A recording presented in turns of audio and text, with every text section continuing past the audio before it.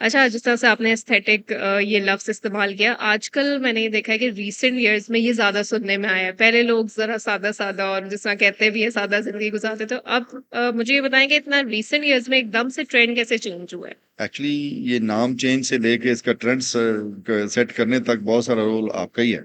अच्छा। देखिए अवेयरनेस देता है मीडिया तो लोगों को जी। पता चलता है और मैं समझता हूँ कि मीडिया का फर्ज भी दुनिया वाकई बदलती है।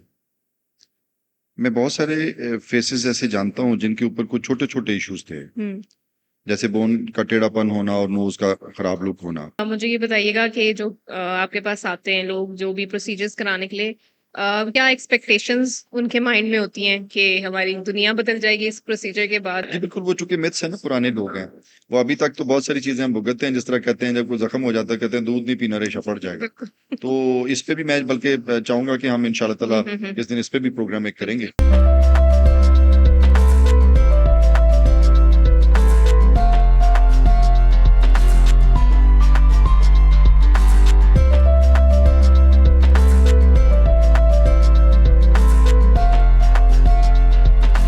अस्सलाम वालेकुम, welcome to another episode of health and life Pakistan.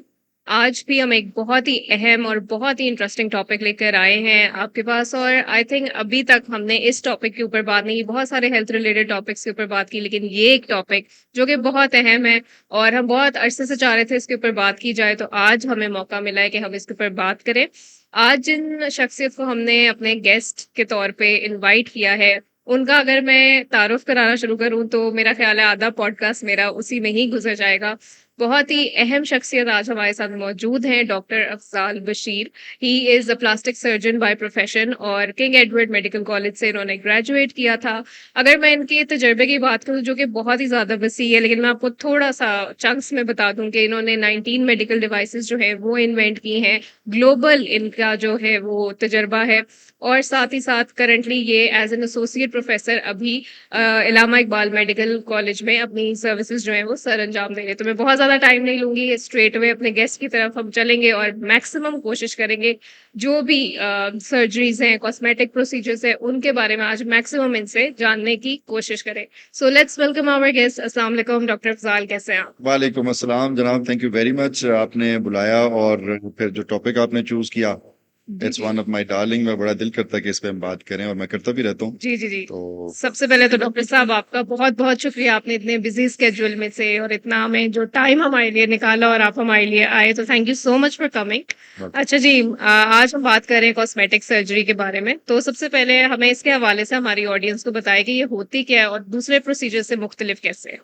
जी बिल्कुल, कॉस्मेटिक सर्जरी जी बाकी सर्जरी से थोड़ी सी मुख्तलिफ है और उसमें एक नहीं कई वजूहात होती हैं। सबसे पहले तो अगर हम बात करें तो कॉस्मेटिक सर्जरी में आने वाला, आप हैरान होंगे कि मरीज ही नहीं होता और हुँ। हम इसको पेशेंट कहते भी नहीं। अच्छा। उसकी रीजन ये होती है कि पेशेंट में तो कोई ना कोई बीमारी हो गई और जो बंदा खूबसूरत लगना चाहता है उसमें क्या बीमारी हुई भाई।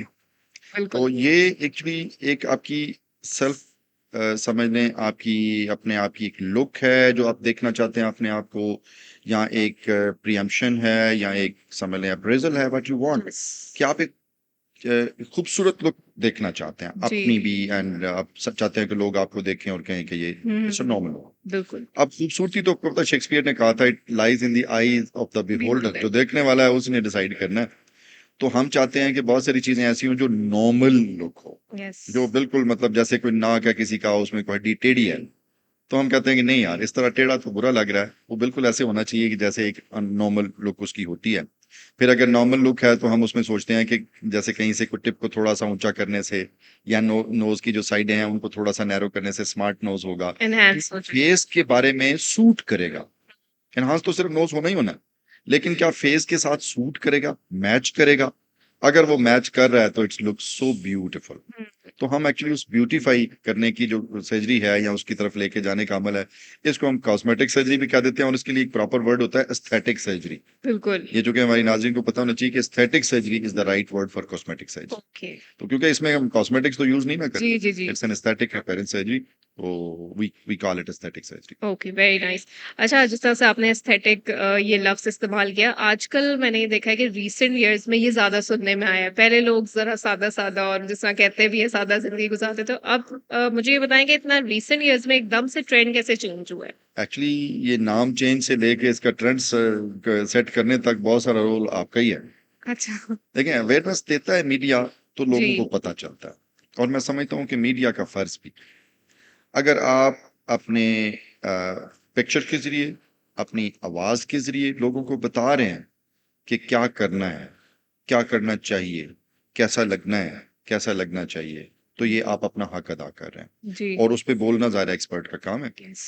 अब हम ट्रेंड को एक देखते हैं तो पिछले कोई 10-15 साल में बहुत सारा ट्रेंड चेंज हो गया, और उसकी वजह ये थी कि पहले अगर हम पुराने वक्तों की बात करें जब हम लोग फील्ड में नहीं थे, तो बहुत सारे लोग अपने एस्थेटिक प्रोसीजर्स के लिए मुल्क से बाहर जाते थे, और फिर यहाँ पे रहने वाला कुछ सोचता भी था कि हम चलें प्रोसीजर करते हैं, तो फिर कुछ देर के बाद उसका आता था कि जाना, अफोर्डेबिलिटी, हुँ। या यस। फिर वो सारे एक देखे ना, अगर बाहर जाना है तो आपने आपका 1 घंटे का या 2 घंटे का काम है, प्रोसीजर कराना है आपने, तो आपको कम से कम 2, 4, 10 दिन के लिए तो कम से कम जाना पड़ेगा। फर्स्ट कर इंग्लैंड जाना है, यूएसए जाना है, जी। तो एक दिन आपका जाने का गया, एक दिन आने का गया, फिर आपने वहां रहना है, थोड़ा रेस्ट भी करना है, फिर और फिर उसकी कॉस्ट भी बढ़ेगी। कॉस्ट। तो ये जब हमने ये सर्विसेज पाकिस्तान में यहाँ प्रोड्यूस कर ली, बल्कि अल्लाह का शुक्र है अब तो आपको पता ही है, हम पढ़ाते भी हैं। जी, जी, यू आर डूइंग से जापान तक कोई भी माशाल्लाह। प्लास्टिक सर्जरी की जी। ऐसी मीटिंग नहीं जिसमें हम शामिल ना हों, और मेरा लेक्चर होता है उसमें, बहुत यस। सारी जगहों पे मैं सेगमेंट को चेयर भी करता हूँ। तो अब उसकी वजह से ट्रेंड चेंज हो गया, मीडिया ने भी अवेयर कर दिया।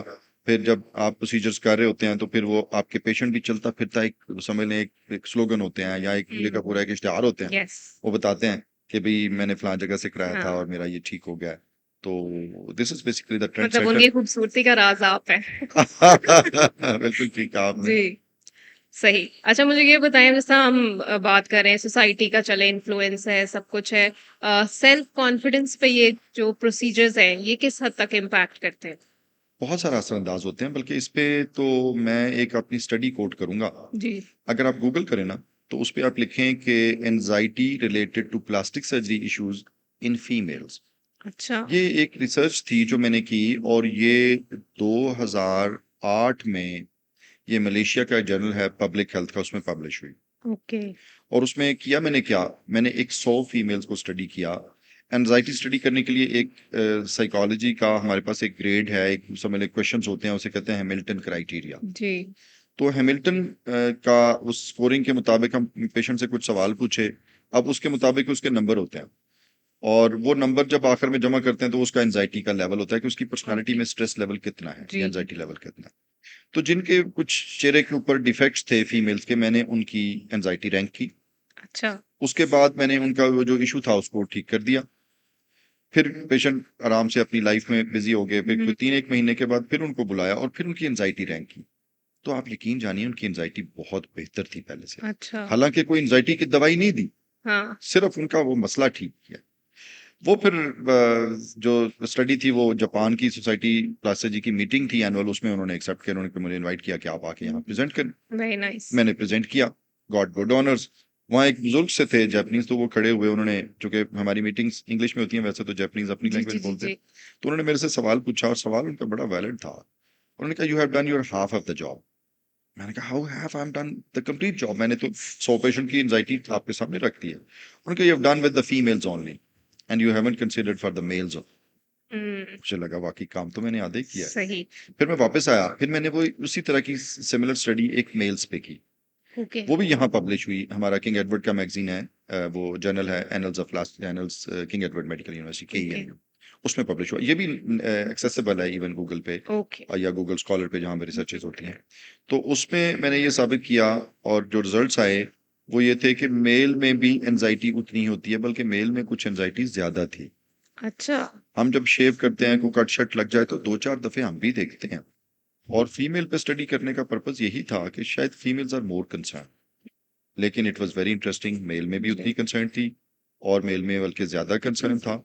तो फिर ये अब, चूंकि जब आपकी एंजाइटी कम हो जाती है, इसका मतलब है you are more self confident. बिल्कुल। तो एस्थेटिक एंड कॉस्मेटिक सर्जरी के प्रोसीजर्स आपको बहुत सारा कॉन्फिडेंस देते हैं। बिल्कुल। आपकी कम से कम, अगर मैं मिनिमम बेनिफिट की बात करूं, तो आपकी टेंशन तो डाइवर्ट होती है ना। हुँ। अगर एक बंदा सोच रहा है कि यार मुझे यहाँ मोल है यस। और ये मुझे ठीक नहीं लगता, तो बजाय सारा दिन सोचने के बेहतर नहीं को 15 मिनट में आके उसको ठीक करा लें। बिल्कुल, फिजिकल अपीयरेंस बहुत मैटर एग्जैक्टली। करती है आपके और चीजें इतनी जिद्दत हो गई है कि आप अगर फर्ज करें मोल है, आप कहते हैं नहीं है, नहीं चाहिए, तो हम खत्म कर देंगे, और खत्म भी इस तरह करेंगे निशान नहीं पड़ेगा। फिर अगर आप चाहते हैं कि नहीं डॉक्टर साहब ये मोल बड़ा हो गया, मुझे छोटा करना है, कई दफे मोल ग्रो करना शुरू करते जी, हैं, जी, जी, तो मैं जी। उसको छोटा कर दूंगा। अगर आप कहें कि नहीं ये थोड़ा छोटा है, इसको जरा बड़ा कर दें, हम बड़ा कर देंगे। अगर आपको लगे नहीं मोल मुझे यहाँ तो नहीं डॉक्टर साहब चाहिए था, मुझे यहाँ चाहिए था, तो हम उसको उठा के यहाँ ट्रांसफर कर देंगे। अच्छा। These are the modern procedures which are हाँ, हाँ, हाँ। वेरी रूटीनली बीन डन, कोई ऐसा मसला बिल्कुल, अच्छा सर मैं यहाँ पे एक चीज़ ऐड ये करना चाहूँगी कि जिस तरह आपने कहा कि किसी अगर एक यंग लड़की है उसको मोल है और वो उससे नहीं खुश है, वो चेंज नहीं। करना यंग लड़की को भी, तो ओल्ड लड़की को भी हो सकता अच्छा, है। किसी भी जेंडर और उसमें एज में हो जी सकता है। जब भी घर में कोई भी यंग बच्चा या बच्ची वो इस बारे में बात करता है कि ये चेंज है, तो सबसे पहले ना घर वाले ही डरा देते हैं, नहीं, नहीं, नहीं छेड़ना नहीं है, ये बढ़ जाएगा। तो इसके बारे में आपका क्या ख्याल जी है? बिल्कुल, वो चूंकि मिथ्स है ना, पुराने लोग हैं, वो अभी तक तो बहुत सारी चीजें हम भुगतते हैं, जिस तरह कहते हैं जब कोई जख्म हो जाता है कहते हैं दूध नहीं पीना रेशा पड़ जाएगा। बिल्कुल। तो इस पे भी मैं बल्कि चाहूंगा कि हम इंशाल्लाह ताला हुँ। इस दिन इस पे भी प्रोग्राम एक करेंगे जी, कि जी। हमारी जो मिथ्स हैं, जो हमारी रॉन्ग परसेप्शंस हैं लोगों की, वो हम ठीक करें। तो बिल्कुल। ऐसा नहीं है, अब चूंकि अब सेफ्टी है, हुँ, हम एक हेल्थ, साइंस बहुत इतने आगे सारे पहुँचा है। हम तरक्की कर चुके हैं हाँ, और 2026 में बैठे हैं, तो जी। हम बहुत सारी चीजें अब सेफ हैं, कोई ऐसी बड़ी वाली बात नहीं। ठीक है। अच्छा, मेरा अगला सवाल आपसे ये होगा कि बहुत सारे प्रोसीजर सुनने में आ रहे हैं। कोई राइनोप्लास्टी का ज़िक्र कर रहा है, बोटॉक्स की बात कर रहा है, फिलर्स की और बहुत सारी चीज़ें, लिपोसक्शन है, फैट ग्राफ्टिंग हम ऑफ द कैमरा भी बात कर रहे थे। तो आप मुझे ये बताएँ आपकी प्रैक्टिस में सबसे ज़्यादा कॉमनली लोग कौन से प्रोसीजर्स की तरफ ज़्यादा उनका माइंड है? एक्चुअली प्रोसीजर मोस्टली ड्रिवन होते हैं पेशेंट के अपने ट्रेंड की वजह से और अपने इशू की वजह से। जी। जैसे राइनोप्लास्टी लोग बहुत कराते हैं, एब्डोमिनोप्लास्टी मैंने बहुत सही करता हूँ। लेकिन जो अभी मैंने पिछले को 5-7 साल में अपनी प्रैक्टिस में देखा है, लोग फेशियल रिजुविनेशन के लिए बहुत आते हैं मेरे पास। अच्छा। फेशियल रिजुविनेशन ये है कि फेस को यंग कैसे लगाना। उसमें ज़ाहिर है उम्र एक एजिंग एक प्रोसेस है, नेचुरल है, उम्र चल रही होती है, तो चीज़ें आहिस्ता-आहिस्ता चेंज हो रही होती हैं। अब हमने करना ये होता है कि जो चेंजेस आ रही हैं, उनको हमने रिवर्स करना है और चीज़ों को हमने स्टॉप करना है ताकि वो आगे और तेज़ी से चेंजेस ना आएँ। अब उसमें अगर देखें तो स्किन में चेंजेस आ रही होती हैं, फोरहेड से हम नीचे तक शुरू हों तो छोटी-छोटी लाइन, झुर्रियाँ आ रही होती हैं, पिगमेंट निशान छोटे-छोटे काले बन रहे होते हैं, छाइयाँ पड़ बिल्कुल। रही होती हैं। स्किन टाइम के साथ पतली हो रही होती है। हुँ, आईब्रोज को देखें तो ये नीचे सैगी ऐसे आ बड़ी रहे होती होते है, हैं। बिल्कुल। ये हमारे जो इवन स्माइल वाली जो एरियाज हैं ये नीचे हो जाते हैं। जी, ये जी, जी। नेज़ोलेबियल या स्मॉल लाइंस, ये जो स्माइल लाइंस हैं ये डीप हो रही होती हैं। लाफ लाइन जिन्हें जी, कहते जी, हैं। जी। तो ये चीजें हैं जिनको हमने फिर एड्रेस करना होता है। ओके। और इसमें मेरे पास जो सबसे ज्यादा प्रोसीजर यूजुअली जो होता है या करवाने के लिए लोग आते हैं, वो फैट ग्राफ्टिंग है। ठीक है। क्योंकि फैट के ऊपर मैंने काफी रिसर्च की। हुँ, फैट के अंदर से मैं इवन मेसेनकाइमल स्टेम सेल्स हैं वो निकाल के फेस को यंग करता हूँ। इवन जो जोड़ घिस जाते हैं उनको यंग कर देता हूँ। तो फिश पात और जगहों पे भी इस्तेमाल होती है, लेकिन फेस को यंग बनाने में फैट का बहुत अच्छा रोल है। हुँ, और ये एक मॉडर्न फिलर है जो कि बॉडी का अपना पार्ट है। उसका कोई साइड इफेक्ट भी नहीं उस तरह से होता क्योंकि बॉडी को सूट कर जाता है बिल्कुल। और अवेलेबल भी इतना है। आप देखें टमी पे सब पे होती है हाँ, और पेशेंट कहता है डॉक्टर साहब थोड़ा सा ज्यादा ही निकाल लें तो अच्छा। बिल्कुल और फिर एक्स्ट्रा यस, और फिर जहाँ लगाते हैं फेस पे, लाइंस में, झुर्रियों पे, छाइयों में, मैं उसके कुछ कंपोनेंट्स निकाल के लगाता हूँ, तो वो बहुत अच्छा रोल प्ले करता है। ज़बरदस्त। तो फैट क्राफ्टिंग इज द हाँ। Procedure which is done. अच्छा अभी मेरे माइंड में अभी-अभी एक सवाल ये इसी से रिलेटेड ये आया, what is the right time to get ये वाला जो प्रोसीजर आप बता रहे हैं? ये एक्चुअली तो मैं समझता हूँ कि लोगों को 20s लेट और 30s में कहीं शुरू कर देना चाहिए। अच्छा। उसकी वजह क्या है? दो कॉन्सेप्ट हैं जो हम अपने नाजरीन के बहुत क्लियर करना चाहेंगे। एक है एंटी एजिंग जी। और एक है रिजुविनेशन। हुँ, रिजुविनेशन ये है कि बंदे की एजिंग हो गई, हुँ, 50s में 60s में हमारे पास आया और उसने कहा डॉक्टर साहब चेंज हो गई है, मेरी पुरानी कॉलेज की तस्वीरें देखें तो वो और हैं। तो हमने कहा चलें कोई नहीं, हम इसको बेहतर कर लेते हैं। इसको क्या कहेंगे? Anti ageing hmm, of course, या रिजुविनेशन। इसको रिजुविनेशन कहते हैं कि आपने रिजुविनेट किया, दोबारा यंग बनाया। जी। और एंटी एजिंग जो असल प्रोसीजर है उसका मतलब है कि आज मेरे पास एक यंग फेस हो और उसकी एज के रास्ते में मैं खड़ा हो जाऊं और मैं कहूं एज नहीं होने देनी या एज को मैंने स्लो कर देना। This is called the anti ageing. तो एंटी एजिंग प्रोसीजर में तो मैं वो एक शेर ही पढ़ूंगा कि मुसाफिर शब से उठते हैं जो जाना दूर होता है। तो आप वो प्रोसीजर्स बहुत टाइम से शुरू करें और ये बहुत ज्यादा मतलब उसमें हमें समझ रहे हैं कि कोई रिस्क भी नहीं है, हुँ, तो अब टाइम ही निकालना है ताकि we should keep ourselves fresh and young for longer time. जी, डॉक्टर अफ़ज़ाल मुझे ये बताइएगा कि जो आपके पास आते हैं लोग जो भी प्रोसीजर्स कराने के लिए, क्या एक्सपेक्टेशंस उनके माइंड में होती हैं कि हमारी दुनिया बदल जाएगी इस प्रोसीजर के बाद, और फिर जब आपका प्रोसीजर हो जाता है तो उनकी क्या फीलिंग्स होती हैं, या जो भी आना चाह रहा है आपके पास क्लाइंट, वो किस माइंडसेट के साथ आए? जी बिल्कुल, आपने बड़ी मजे की बात की, दुनिया बदल जाएगी। जी। दुनिया वाकई बदलती है। मैं बहुत सारे फेसेस ऐसे जानता हूँ जिनके ऊपर कुछ छोटे छोटे इश्यूज थे, हम्म। जैसे बोन का टेढ़ापन होना और नोज का खराब लुक होना। लोगों के रिश्ते नहीं होते। बिल्कुल। आप इमेजिन करें उस यस। लेवल में यंग आप बात करी थी, और फिर जब वो चेंज हो जाती हैं तो ultimately they become more appealing, और फिर ultimately they have change in their life. मैंने एक छोटी सी सिर्फ हिंट दिया है, और मैं समझता हूँ कि आप इसे एग्री करेंगे कि उससे वाकई लाइफ चेंज होती है। यस। फिर अगर हम थोड़ा सा और इसको देखें तो सिर्फ एज के रिलेटेड चेंजेस नहीं है। मैंने बहुत सारी ओल्ड एज में भी बहुत सारी चेंजेस देखी। कैसे?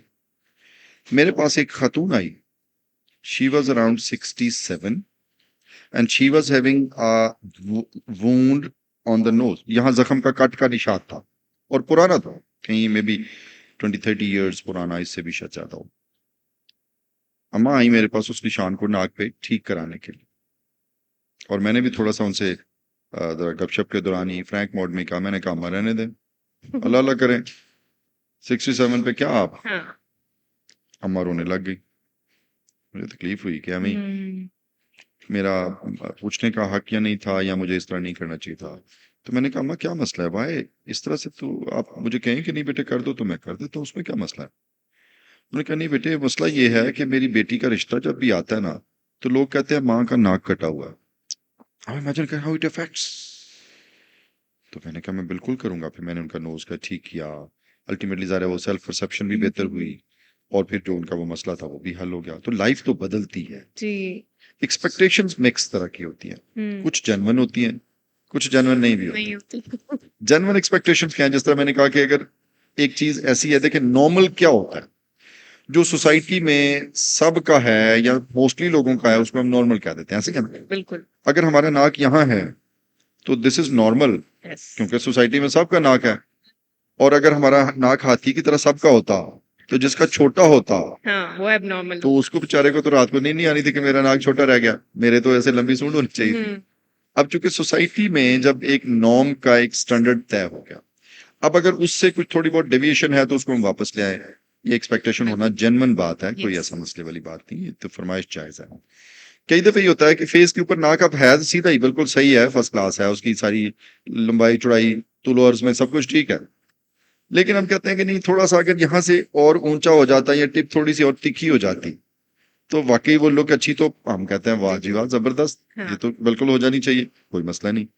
लेकिन एक हम कहें कि फेस पे सूट भी कर रहा है, सारी दुनिया कह रही है अच्छी है, और बंदा अंदर से खुश नहीं है कि मैं ठीक नहीं हूं, तो वो कुछ नफसियाती बीमारियां भी होती हैं। और कुछ ये भी होता है ना कि वो हॉलीवुड बॉलीवुड की एक्ट्रेसेस भी आपके मैं जहन समझता में लोग है ना, होती वो एक्चुअली वो थोड़ा सा नफसियाती मसला भी होता है। हैं। जैसे पेशेंट आते हैं मेरे पास ना, तो कई दफे साथ कोई तस्वीर ले आते हैं, इसी तरह किसी एक्टर की तस्वीर ले आया, एक्ट्रेस की तस्वीर ले आया कि डॉक्टर साहब इस तरह का नाक बना दें। मैं कहता हूँ वो नाक आपका नहीं है, हाँ। वो ना ही आपका फेस उस तरह का है। हाँ। आपकी फरमाइशी होनी चाहिए कि मेरे चीक को, मेरे आईब्रो को, मेरे लिप्स को मेरे फेस के मुताबिक कर दें ताकि अच्छा लगे। यस। तो मैंने उसकी हार्मनी को मेंटेन करना है, rather than making a knows which is, जैसे मैं अगर एग्जांपल दूं तो मैं वही एग्जांपल दूंगा जो मैं अपने पेशेंट को देता हूँ। मैं कहता होता हूँ कि देखें, बाहर का आपका जो मेन गेट है इतना बड़ा है, इतना खूबसूरत लग रहा है, अगर वो उठा के ड्राइंग रूम के दरवाजे पे लगा दें तो आपको कैसा लगेगा?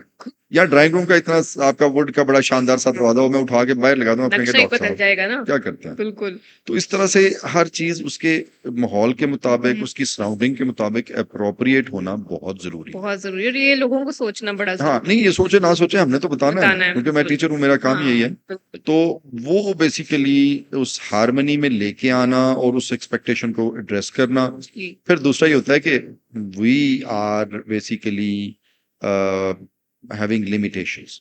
अल्लाह रब्बुल इज्जत तो कुन फरमाते हैं और फायकुन हो जाता है, और हमने तो अपनी वो उसी के दिए में से एक लेबर करनी है और उसमें से हमने देना है, तो हमारी वो 100% एक्सपेक्टेशन शायद उस तरह पूरी भी ना हो। बिल्कुल। और बेहतरी तो डेफिनेटली हम साइंस, अल्लाह ने उसमें बड़ी जिद्दत रख दी, उसमें बड़ा इल्म दे दिया हमें, तो हम काफी बेहतर चीजें जरूर कर लेते हैं।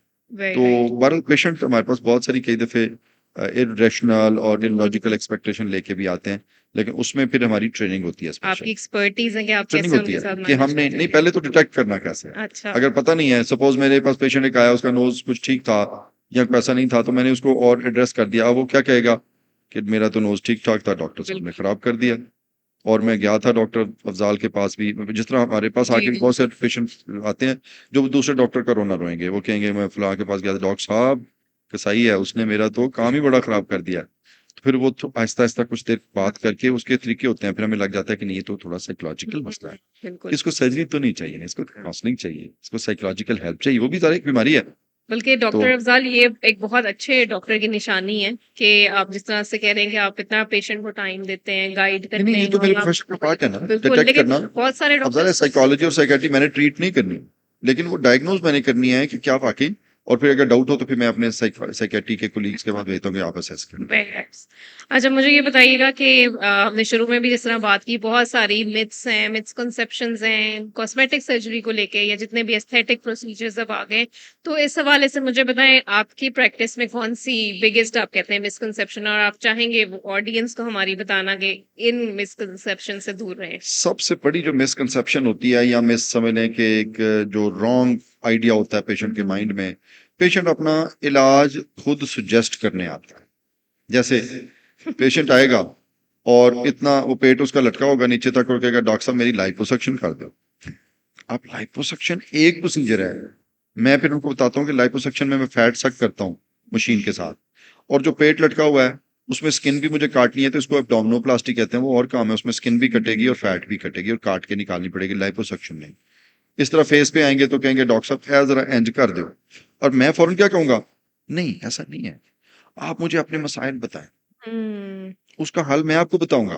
बिल्कुल। उस हल तक कैसे पहुंचना है, जैसे आपने अगर टारगेट है कि यहाँ से हमने मीनार पाकिस्तान में जाना है, तो मैं अपने जो ड्राइवर होगा उसको बताऊंगा कि यार मीनार पाकिस्तान ले चल। दूसरी ऑप्शन है मैं उसे बताऊं कि फलां फलां सड़क से होते हुए मुझे ले चल।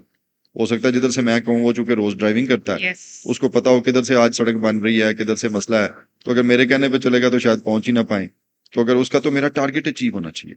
इस तरह ये मिसकंसेप्शन हम अपने नाज़रीन की जरूर दूर करेंगे कि जब डॉक्टर के पास जाएं या प्लास्टिक सर्जन पे जाते हैं, तो जाके मशवरा ना दें कि ये करना है, आप बताएं डॉक्टर साहब ये मेरा मसला है, तो इसके लिए सेफ हल क्या हो सकता है। यस। तो आपने ट्रीटमेंट सजेस्ट नहीं करनी। फिर दूसरा ये है कि आप अपनी जो एक्सपेक्टेशन कर रहे हैं उसको थोड़ा सा रैशनलाइज कर लें, हुँ, उसको आप सोचें कि क्या ये वाकई ठीक है, फिर उसको डिस्कस कर लें फैमिली में, फिर उसको अपने फिजिशियन या डॉक्टर के साथ डिस्कस करें कि डॉक्टर साहब ये जो मैं चेंज या तकलीफ मेरी है, या मैं जो अपने माइंड में स्ट्रेस लेके इसके लिए बैठा हूँ, क्या ये वाकई ठीक है। और कई दफे होता है, बहुत सारी चीजें ऐसी होती है जिसमें हम सिर्फ तसल्ली देते हैं पेशेंट को कि नहीं कोई मसला नहीं, बिल्कुल। रिलैक्स हो, पेशेंट हुँ, कंफर्टेबल हो जाते हैं। कई दफे कोई निशान होते हैं पैदाइशी तौर पे जिस्म पे काले रंग के, और वो पेशेंट समझता है, मेरे पास एक पेशेंट आई, वो इतनी परेशान थी, वो समझती थी कैंसर हो गया। तो अच्छा। मैंने कहा ये तो मोल की थोड़ा सा बड़ा साइज है, कोई बिल्कुल डरे ना आप, और अगर इसमें कोई तब्दीलियां आए, आपको लगे कि इसका कलर चेंज हो रहा है, इसमें से कोई ब्लड निकलता है, इचिंग खारिश होती है, पेन होनी शुरू हो जाए, तो अपने फौरन आना है, हम इसको निकाल देंगे। बिल्कुल। तो इसलिए परेशान ना हो। तो she was so comfortable and happy, इतनी दुआएं देती हुई गई कि डॉक्टर साहब बड़ी मेहरबानी। तो इसलिए जो कंसेप्शन है पेशेंट की, मिसकंसेप्शन, उसको हमने ठीक करना है। तो वही ये है कि डॉक्टर के पास मसले के साथ जाएं, उसके हल का अपनी सजेशन ना दें, बिल्कुल। तो उसको डिसाइड करना है। Very right. अच्छा मुझे ये बताइएगा कि अब मैं पेशेंट के पॉइंट ऑफ व्यू से आपसे ये पूछना चाहूंगी, जाहिर है जब आप कोई भी एक इस तरह का प्रोसीजर कराने जा रहे होते हैं, आपके माइंड में बहुत सारी चीजें होती हैं, कुछ डर खौफ भी होता है कि पता नहीं अगर कुछ खराब हो जाएगा या ऐसे। कोई भी किसी भी प्लास्टिक सर्जन के पास जाता है तो कौन से ऐसे रेड फ्लैग्स हैं जो पेशेंट्स को देखने चाहिए कि यार यहाँ कुछ गड़बड़ है, और फिर अब मुझे थोड़ा सा और सोचने के लिए टाइम चाहिए। जबरदस्त। ये जो रेड फ्लैग आपने कहा, मैं नाज़रीन के लिए थोड़ा सा आसान कर दूं। रेड फ्लैग का मतलब है कौन सी ऐसी चीजें हैं जो लाल झंडी की तरह है कि आप हो तो आपने उधर नहीं जाना, जिस तरह लाल बत्ती बिल्कुल होती है बिल्कुल। तो बंद होती है, इसका मतलब रुक जाओ भाई, इधर नहीं एग्जैक्टली। जाना। तो ये रेड फ्लैग का हमारा ये मतलब है। जी। उसको हम एक्सप्लेन करते हैं। एक्चुअली होता यह है कि जब हम कोई प्रोसीजर या कोई चीज अपनी डिसाइड कर लेते हैं कि ये होनी चाहिए, तो सबसे जो हमारा प्रॉब्लम यहाँ का है वो क्वैकरी है। उसमें चूंकि मैं भी हेल्थ केयर कमीशन में एस्थेटिक कमेटी का मेंबर हूँ, तो हम हम्म। कोशिश अभी यही कर रहे हैं कि अल्लाह के हुक्म से हम इन चीज़ों को ठीक कर लें, कुछ जी लोगों को स्ट्रीमलाइन कर लें। बिल्कुल। तो उसमें होता यह है कि जब हम डिसीजन करते हैं तो सबसे पहला डिसीजन ये होता है कि क्या डॉक्टर हमारा क्वालिफाइड है।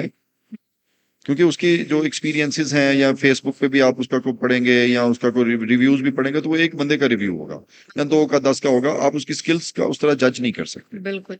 ये चीजें हमें सिर्फ ये देखना है कि क्या क्वालिफाइड है, हम्म। फिर रिप्यूट भी देखें जरूर कि भाई डॉक्टर साहब की रिप्यूट अच्छी है। जी। फिर जाके जब मिलते हैं, आप बात करते हैं तो आपको अंदाजा हो जाता है कि it's a two way process, interaction होता है, आपको पता लग जाता है कि मेरा फिजिशियन कितना कुछ स्ट्रांग है। आपके जो ज़हन के अंदर कुछ एप्रीहेंशंस, कुछ परेशानियां होती हैं, आप शेयर करते हैं, कुछ रिजर्वेशंस होती हैं कि यार ऐसे ना हो जाए वैसे ना हो जाए, तो आपके कॉन्सेप्ट वो क्लियर करता है, फिर आप रिलैक्स हो जाते हैं। तो एक दफे क्वालिफाइड डॉक्टर का इंतखाब जरूर करें। मुस्तनिद मॉलेज के पास जाना इज द बेसिक की टू सक्सेस। ठीक हो गया जी। फिर दूसरा होता है कि कुछ चीजें अनसीन भी होती हैं, जैसे आपकी गाड़ी भी ठीक थी, ड्राइवर भी अच्छा था, आप रास्ते में निकले कि खुदा न खास्ता एक्सीडेंट हो गया।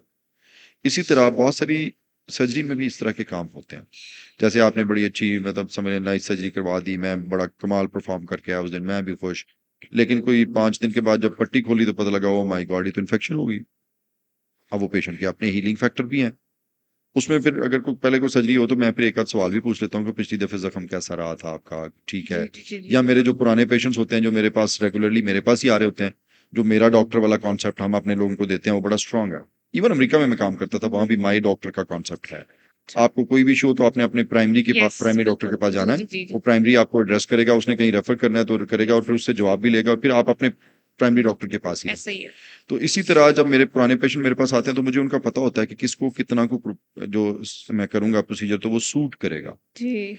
कितना को कट लगेगा या कितना को मैं प्रोसीजर और या किस तरह से करूं और कौन सी एंटीबायोटिक उनको सूट करेगी। हम्म। तो ये बड़ा एक बैलेंस रखना बड़ा जरूरी है। और ये रेड फ्लैग्स हमारे अंदर भी होते हैं, जिस तरह हाँ। मरीज डर रहा होता है, अब बेफिक्र है उतना डॉक्टर भी डर रहा होता है। अच्छा। वो इसलिए डर रहा होता है कि मैं बताया ना कि हमारे हाथ में तो 50% है, हाँ। 50% तो नेचर के हाथ में है। बिल्कुल। और उसमें अगर खुदा न खास्ता किए किराए पे कोई पानी फिर जाए, जैसे मैंने एक बच्चा था, मुझे आज भी याद है, वो बड़ी सिफारिश लेके मेरे पास आए, मैंने उनको ट्रीट किया।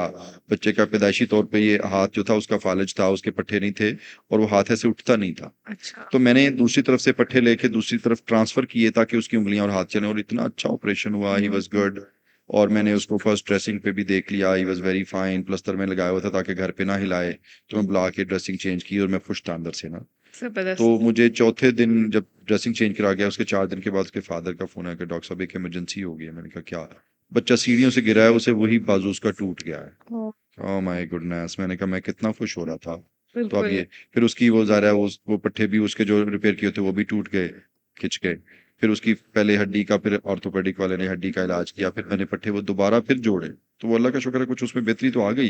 जी, लेकिन जी। मैं सोच रहा था कि वाकई ये सारा कुछ मेरे करने से थोड़ी होना है। हाँ। इसमें अल्लाह रब्बुल इज़्ज़त ने जितना मुझे इख्तियार दिया है एग्जैक्ट। वो मेरे हाथ में है। तो बिल्कुल। रेड फ्लैग वो समझे, डॉक्टर भी उतना को डरा होता है, तो दुआ भी कर रहा होता है। मैं भी अपने हर नमाज में अपने पेशेंट के लिए बिल्कुल। दुआ करता हूँ कि अल्लाह ताला, टू वे क्योंकि ये है। पेशेंट जब ठीक होते हैं तो हमें एक सेटिस्फेक्शन भी होती है और एक खुशी भी मिलती है, और ज़ाहिर है एक पब्लिसिटी भी होती है, जी, आपको जी, एक जी। मतलब एक सेटिस्फेक्शन की एक फीलिंग हाँ, और आती जो दुआएं मिलती हैं आई थिंक उससे बढ़ के तो कोई चीज है। नहीं। शक ही कोई नहीं।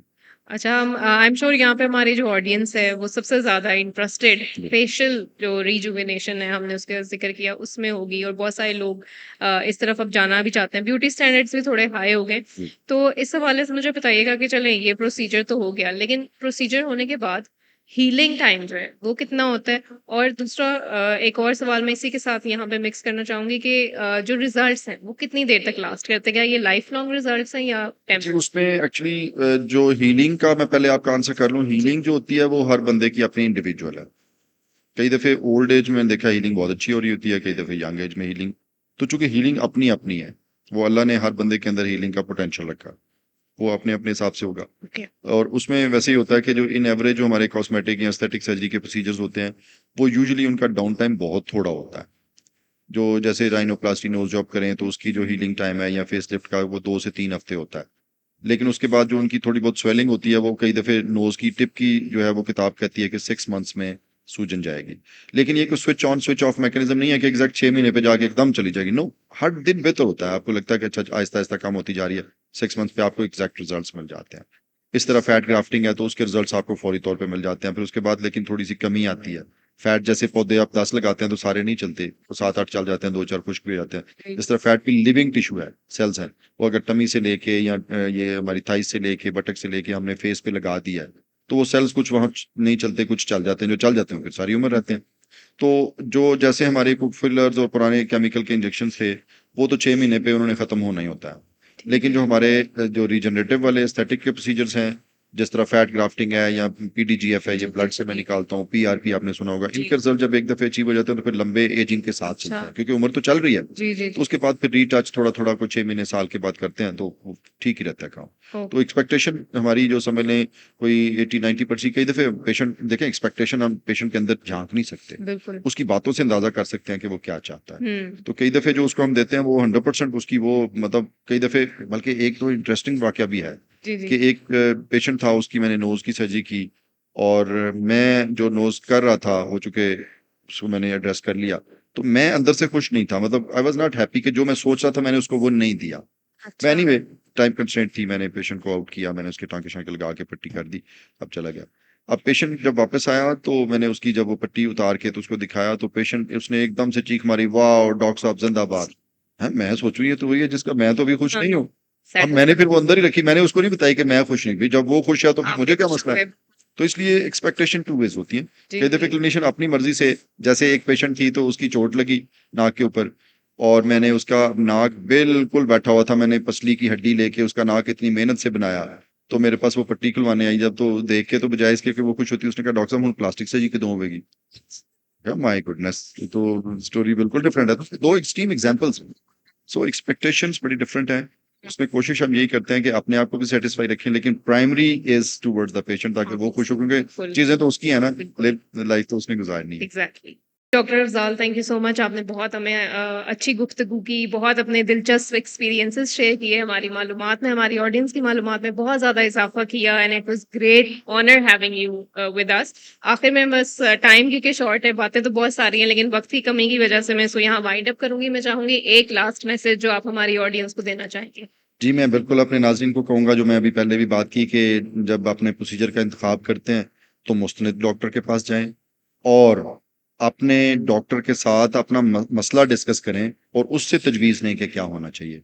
और दूसरा ये है कि हेल्दी लाइफस्टाइल लें, अपनी नींद पूरी रखें, अपना खाना बेहतर रखें, वॉक एक्सरसाइज करें, ताकि आप हेल्दी रहें और आपको डॉक्टर की ज़रूरत ना पेश आए। अल्लाह वेरी ताला नाइस। आपका हामी नासिर हो। Thank you so much doctor साहब।